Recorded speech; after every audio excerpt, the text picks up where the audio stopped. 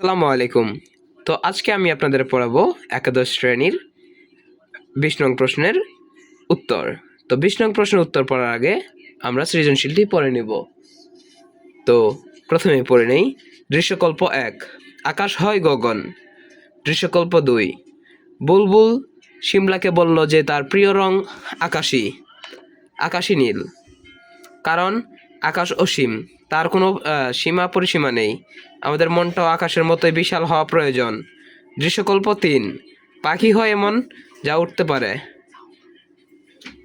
এখন আমাদের প্রশ্ন নং ক, যৌক্তিক সংজ্ঞার কয়টি অংশ? তো আমরা ক নং প্রশ্নের উত্তরটি পড়ব। যৌক্তিক সংজ্ঞার 2টি অংশ, যথা আসন্নতম জাতিবাচক গুণ ও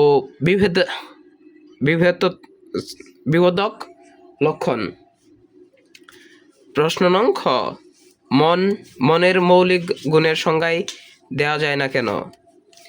অন্য কোনো শ্রেণীর অন্তর্ভুক্ত করা যায় না বিধায় মনের মৌলিক গুণগুলোর সংজ্ঞা দেওয়া যায় না। মানুষের মনের কিছু মৌলিক গুণ রয়েছে, যেমন সুখ, দুঃখ, আনন্দ, বেদনা, প্রেম, বিরহ, আবেগ, অনুভূতি প্রভৃতি গুণগুলো অতুলনীয়।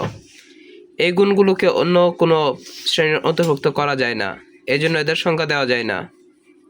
তো বন্ধুরা, আজকের ভিডিওটি কেমন লাগলো সবাই কমেন্টে জানাবেন। আর ভিডিওটি ভালো লাগলে অবশ্যই চ্যানেলটিকে সাবস্ক্রাইব করে দেবেন। সবাই ভালো থাকবেন, সুস্থ থাকবেন। আল্লাহ হাফেজ।